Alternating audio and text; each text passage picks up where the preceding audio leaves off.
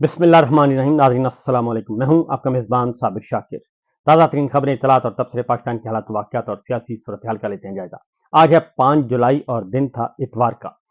दो बड़ी खबरें हैं और दो बड़े इस्तीफे। अब एक नहीं, दो इस्तीफों की बात की जा रही है, बड़े इस्तीफों की बात की जा रही है। और उसमें एक है इसहाक डार साहब का इस्तीफा और दूसरा है मरियम साहिबा का इस्तीफा। ये दोनों बड़े इस्तीफों की बात की जा रही है। इस सारी सूरत हाल से आपको आगाह करेंगे, क्योंकि नून लीग के बुरे दिन शुरू हो चुके हैं और नून लीग के साथ साथ आले शरीफ के भी बुरे दिन शुरू हो चुके हैं। बहुत बड़ी खबर है, बहुत बड़ी डेवलपमेंट है।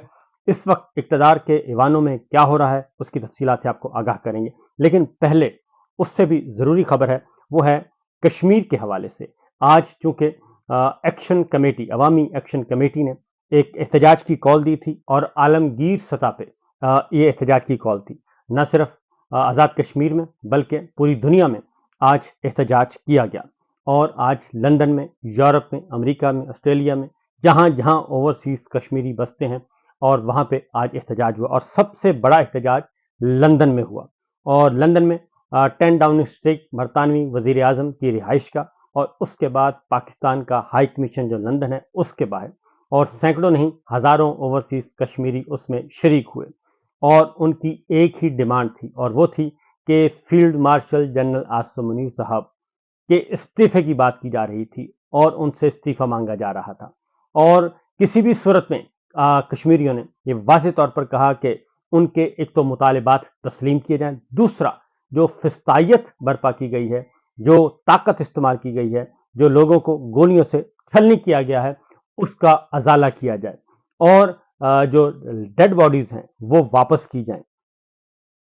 और उनको न सिर्फ वापस किया जाए बल्कि उनको कैफरे किरदार तक पहुंचाया जाए जिन्होंने ये काम किया है। उसके साथ साथ शौकत नवाज मीर के हवाले से बात हुई कि उनको फौरी तौर पर अदालत में पेश किया जाए क्योंकि वो लापता हैं। और एक्शन कमेटी जिसे कलअदम करार दिया है उसकी वो हुक्म वापस लिया जाए और जो सरों की कीमत मुकर्रर की गई है वो भी वापस ली जाए। आज जो सबसे इंपॉर्टेंट हुई है वो है आज़ाद कश्मीर में भरपूर फोर्सेस के बावजूद आज़ाद कश्मीर के तमाम शहरों में, तमाम छोटे बड़े शहरों में आज एहतजाज किया गया। ख़वातीन ने, बच्चों ने, बच्चियों ने, बुजुर्गों ने, बूढ़ों ने, सब ने उसमें शिरकत की है और एक ही नारा था। और इसलिए पाकिस्तान की जो शहर कश्मीर है उस पर जो हमला हुआ है उसका रद्द अमल शदीद तरीन आ रहा है। और ये सब कुछ ऐसे वक्त में हो रहा है, रिजीम चेंज ऑपरेशन का जो सिलसिला शुरू किया गया और उसके बाद से लेके 5वां साल है पाकिस्तान में कि कोई एक दिन भी सुख का सांस नहीं आया और जो पाकिस्तान की शहर कश्मीर है उसको भी लहू लहू करने की कोशिश की जा रही है। तो ये तो है कश्मीर के हवाले से। इसकी मजीद तफसीलात आपको अगले व्लॉग में बताऊंगा पूरी तफसील के साथ और बाकायदा तौर पर वीडियोस के साथ कि किस नौइयत का आज एहतजाज किया गया। उसके बाद है जी अगला जो है मामला वो है गैर मुल्की खवातीन के साथ ज्यादती और अगवा और फिर अगवा बराए तावान और अगवा बराए तावान और बराए सरमायाकारी, जो कि डार फैमिली इस वक्त मौजूद है जी, नरगे में आई हुई है। और बहुत कोशिश की जा रही थी कि ये मामला दबाया जा सके और मामले को रफा दफा किया जा सके। पुलिस अफसरान का भी इस्तेमाल किया गया, कानून का भी इस्तेमाल किया गया, तक कानून को दबाने की भी कोशिश की जा रही है और हर एतबार से और मीडिया के जरिए से भी कोशिश की जा रही है कि ये खबरें कौमी ज़राए अबलाग पर ना आएँ, अखबारात ना शाया करें। और उसमें आले शरीफ अब तक कामयाब भी हैं क्योंकि हम देख रहे हैं कि कौमी ज़राए अबलाग इस मामले में खामोश हैं। वो तमाम के तमाम लोग जो कल तक इमरान खान और बुशरा बीबी के निकाह जो कि आइन और कानून और सुन्नत का मुताबिक हुआ उस पे कीचड़ उछाला जा रहा था और हर रोज प्रोग्राम हो रहे थे, हर रोज कॉलम लिखे जा रहे थे, वो सारी की सारी आवाजें इस वक्त खामोश हैं और उनको कुछ नजर नहीं आ रहा। बल्कि कहा जा रहा है कि जनाब हमने राब्ता किया था और हमें पता चला कि इसमें कोई ऐसी चीज नहीं है, ये तो सरमायाकारी का मामला था, ये तो लेन देन का मामला था। लेकिन प्रेशर बहुत बढ़ता जा रहा है। आज डीआईजी फैसल कामरान जिन्होंने बीबीसी को एक गलत तस्वीर पेश की थी और आज फिर मामला यह हुआ कि दरूने खाना बहुत ज्यादा प्रेशर डेवलप हो रहा है और जितने भी स्टैब्लिशमेंट से जुड़े हुए अकाउंट्स हैं और जितने भी स्टैब्लिशमेंट के करीब जो लोग तस्वर किए जाते हैं, खा वो दानिश्वर हैं, खा वो वकला हैं, खा वो अदरवाइज, वो सब के सब बैक जुबान एक ही मुतालबा कर रहे हैं कि इसहाक डार साहब का इस्तीफा आना चाहिए और اس معاملے میں پاکستان کی جو ہے وہ عالمی سطح پہ بدنامی ہوئی ہے. دو معاملات میں بدنامی ہوئی ہے پاکستان کی عالمی سطح پہ, اور پاکستان کو بہت زیادہ نقصان ہو سکتا ہے. اور اس میں ایک ہے سی سی ڈی کی طرف سے آسٹریلین بچی کو جو مارا گیا, وہ والا واقعہ وہ ابھی تک گلے پڑا ہوا ہے. اور دوسرا یہ غیر ملکی خواتین کے ساتھ جو زیادتی کی گئی, اور اس کے بعد یہ سارے کا سارا پوری دنیا میں اور یورپ میں یہ معاملہ پھیل چکا ہے. اور اس کا خمیازہ جو ہے, اگر اس پہ سزا نہ دی گئی, کیفر کردار تک نہ پہنچایا گیا, تو اس کا خمیازہ جو ہے وہ پاکستان کو بھگتنا پڑے گا. اس کی وجہ یہ ہے کہ یورپی یونین جو ہے, نیدرلینڈ جو ہے وہ یورپ کا ایک اہم ترین تگڑا ملک ہے, اور یہ معاملہ یورپی یونین اور یورپی یونین کی پارلیمنٹ اور انسانی حقوق کی تنظیموں تک جائے گا, اور اس کے بعد پھر نتیجہ کیا نکلے گا یہ ہم سب اچھی طرح جانتے ہیں. اس لیے آج اور وہاں کے جو میڈیا ہے لاہور کا, وہ بھی ذرا اس وقت ایکٹیو ہوا ہے, اور انہوں نے بھی یہ کہا کہ یہ پولیس اس کیس کو خراب کر رہی ہے. ایک جھوٹی کہانی بنائی گئی. پولیس نے جو ہے وہ یہ ثابت کرنے کی کوشش کی کہ ریکوری انہوں نے کی ہے, جبکہ یاسر شامی جو ہیں وہ باقاعدہ طور پہ ویڈیو دکھا چکے ہیں کہ کیا ہوا تھا. اب اس میں آج جس ڈی آئی جی کا نام لیا جا رہا تھا فیصل کامران, آج پھر انہوں نے پریس کانفرنس کی ہے, اور وہ پریس کانفرنس کے کچھ حصے میں آپ کو سنوا بھی دیتا ہوں, ذرا سن بھی لیجئے گا, اور اس کے بعد میں ہم آپ کو بات کرتا ہوں اس کی تفصیلات پھر کہ اس میں کتنے زیادہ نقائص ہیں اور ان کی پوری کہانی میں. پہلے ذرا سن لیجئے کہ فیصل کامران صاحب کیا کہہ رہے ہیں.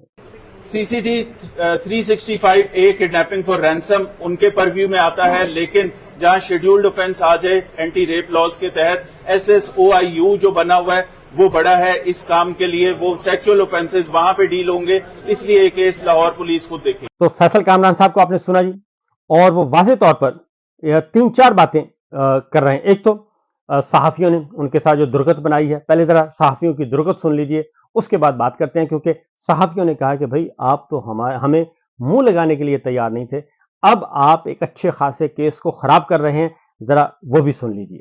آپ نے اس پوری کمیونٹی کو بلا لیا, اس کمیونٹی کو آپ نے بلا لیا جس کو آپ گالیاں دیتے ہیں. آج آپ مشکل میں ہیں تو آپ نے ہم کو بلا لیا, آپ کو ریسکیو کریں آ کے. اور نمبر 2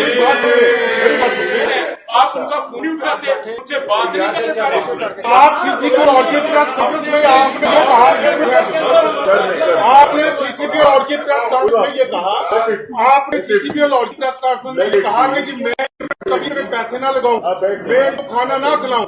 آج ہم آپ کی چائے بھی نہیں پئیں گے, آج آپ کھانا بھی نہیں کھائیں گے. آپ کمیونٹی کو گالیاں دیتے ہیں, آپ اپنے افسروں کو گالیاں دیتے ہیں, آپ کہتے ہیں کہ صحافی جو ہے کے لیے ہم نے دعوت نامہ دیا. کیوں دیا؟ آپ بتائیں نا, آپ نے تو ہمیں گالیاں دیتے ہیں, آپ فون نہیں اٹھاتے, آپ ان ایسے کو لوگوں کو نوکریاں کھاتے ہیں. جنہوں نے مجھے نوکری سے نہیں نکالا ورنہ آپ نے کوئی اثر نہیں چھوڑی. تو یہ دیکھ لیجیے آپ نے, کیونکہ یہی ڈی آئی جی فیصل کامران ہے, کیونکہ ان کے بارے میں مشہور ہے کہ یہ میاں صاحب کے بہت قریب ہیں, شریف فیملی کے بہت قریب ہیں, سی ایم صاحبہ کے بہت قریب ہیں. لیکن جو کہانی فیصل کامران نے سنائی ہے اس کے مطابق بھی آپ نے دیکھا کہ وہ بتا رہے ہیں, اس میں تضادات بہت ہیں. پہلے تو کہا گیا کہ پولیس نے ریکوری کی ہے, جبکہ حقیقت ہے کہ دفعہ 164 کے بیانات بھی سامنے آ چکے ہیں, جبکہ حقیقت یہ ہے کہ آخر تک نہیں پتا تھا کہ یہ معاملہ کیا ہے.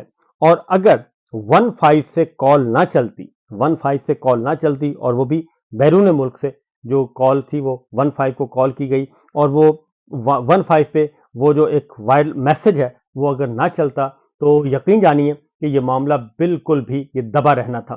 15 سے جو کال چلی اس کے بعد پولیس کو بامر مجبوری, کیونکہ پولیس کو نہیں پتا تھا کہ اس کے پیچھے کون ہے, لیکن ڈی آئی جی نے یہ تسلیم کیا کہ جب ہمیں پتا چلا, جب ہم نے ڈیفنس میں جا کے ریڈ کیا, جب ہمیں پتا چلا کہ یہ تو ڈپٹی پرائم منسٹر کے رشتہ دار ہیں, تو پھر ہم نے سی ایم صاحبہ سے رابطہ کیا, اور جب سی ایم صاحبہ سے رابطہ کیا اور پھر اوپر تک رابطہ کیا, تو پھر انہوں نے کہا کہ جناب, انہوں نے کہا کہ ٹھیک ہے اس کو آپ ٹریس کریں. اور اس کے بعد پھر ہم نے سرگودا, پھر ہم نے شادرہ, پھر ہم نے فلاں جگہ ریڈ کرنا شروع کر دیا. اور خواتین کہاں سے ملتی ہیں؟ خواتین جو ہیں وہ وہی دفعہ 164 کا بیان جو ان کا تھا جس کو جھٹلایا جا رہا تھا وہ بالکل سچ ثابت ہوا, اور پھر ان کو یہی معلوم ہوا کہ ان کو ایک اور جگہ پہ لے کے جایا جا رہا تھا. اور پھر ایک اور بات وہ بھی آئی کہ اس میں اسحاق ڈار صاحب کے نواسے کا کردار بھی تسلیم کر لیا گیا ہے اور ڈی آئی جی نے خود تسلیم کر لیا، جبکہ بی بی سی کو انہوں نے مختلف سٹوری سنائی تھی اور بالکل اور سٹوری سنائی تھی. اب چونکہ پریشر آ رہا ہے اور مسلسل آ رہا ہے، اس لیے اور اس پریشر کا اور بھی نتیجہ نکلے گا. ایک تو باہر سے پریشر آ رہا ہے، اب اندر سے جو پہلے کھچڑی پک رہی تھی اس کھچڑی پکنے کا بھی وہ بھی کھانے کا ٹائم آ چکا ہے. اس لیے وہ جو ساری کہانی سنائی اس کے اکارڈنگلی یہ بات ثابت ہو گئی کہ جو خواتین تھیں ان میں سے ایک خاتون اپنے والد کے ساتھ رابطے میں تھی اور ان کو بتا رہی تھیں کہ ہم وہاں سے نکلنے میں کامیاب ہو گئے ان کے چنگل سے، اب ہم یہاں پہ لوکیشن شیئر کی جا رہی تھی. اس کے بعد پھر پولیس افسر آتے ہیں، پھر کانفرنس کال آتی ہے اور کانفرنس کال کے ذریعے پھر ان کی لوکیشن تک پہنچا جاتا ہے خواتین کی کہ آپ یہیں رکیں. اور اس کا مطلب یہ ہے کہ پولیس نے ریکور نہیں کیا، بلکہ خواتین اس گاڑی سے جو انہوں نے بات بتائی وہ بالکل درست ہے، جو دفعہ 164 کا بیان مجسٹریٹ کے سامنے وہ بالکل درست ہے کہ وہ وہاں سے بھاگیں اور بھاگ کے انہوں نے شور مچایا.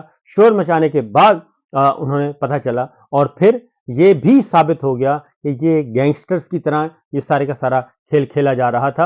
اور پیچھے ابھی تک ایک بات جو ہے وہ چھپائی جا رہی ہے کہ باس کون ہے، باس کا ابھی تک تذکرہ نہیں ہوا. یہ تو ہے معاملہ یہاں تک کی. اور اب آتے ہیں ذرا اس کے سیاسی اثرات جو ہونے ہیں مرتب اور جو ہونا شروع ہو گئے ہیں. اب اسحاق ڈار صاحب سے استعفیٰ مانگا جا رہا ہے اور اب یہ واضح طور پر آ چکا ہے کہ ایک تو جو ان کا کرپٹو کا کاروبار تھا اور جو معاملات تھے اس میں ڈار صاحب کے علم میں تھا اور ڈار صاحب کے نوٹس میں تھا. پھر جس طریقے سے ان کا دفتر استعمال ہوا ویزوں کے معاملے میں، کیونکہ یہ بات بھی ثابت ہو چکی ہے کہ ویزے بھی سارا ارینجمنٹ بھی انہوں نے کیا اور اس کی یہ نہیں ہو سکتا کہ ڈار صاحب سے بالا جو ہے